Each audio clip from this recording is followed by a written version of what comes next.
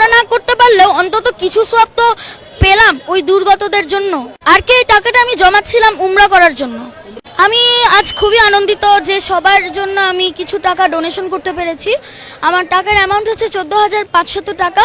এই অল্প টাকা, এটাই যত টাকাই হোক না কেন, অন্তত আমি এই টাকাটা দিতে পেরেছি যে, এবং তারা যাতে, এবং যারা দুর্গত রয়েছেন তারা অন্তত যে এই টাকা দিয়ে অন্তত কিছু জিনিস তো কিনতে পারবেন, কিংবা ওই টাকাটা দিয়ে অন্তত কিছু হেল্প তো তারা পাবেন, সেজন্য আমি খুবই আনন্দিত। এই টাকাটা তুমি কোথায় থেকে দিলে? মূলত এই টাকাটা এটা আমার জমানো টাকা।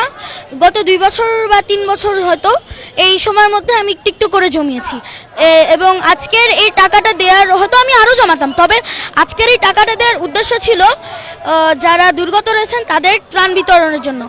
এর 50%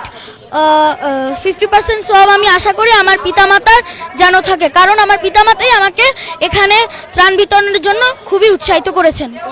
আমরা ছোট মানুষ, ছোটবেলায় যখন, তুমিও ছোট মানুষ, ছোটবেলায় যখন টাকা জমানো হয় কোনো না কোনো উদ্দেশ্যে, যে একটা জিনিস কিনবো বা এটা কিনবো, এই উদ্দেশ্যে কিনানো হয়, জমানো হয়, কি উদ্দেশ্যে টাকাটা জমিয়েছিলে?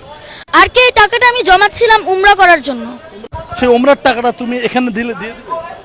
জি, কারণ ও উমরা আল্লাহ যদি আমাকে তৌফিক দান করেন তাহলে আমি ইনশাল্লাহ আবার যেতে পারবো, কিন্তু ওই মানুষগুলোর যদি একবার মৃত্যু হয়ে যায়, কে যাবে জান্নাতে, কে যাবে জাহান্নামে, কে হচ্ছে যে কবরে আযাব পাবে, কে শান্তি পাবে, তা তো কেউ বলতে পারে না। আর একটা মানুষের প্রাণ অনেক ভ্যালুয়েবল জিনিস, তার জীবনটা চলে গেলে হয়তো তার পরিবারটাও শেষ হয়ে যেতে পারে, তাই আমি আমার এই টাকাটা তাদের জন্য দিচ্ছি।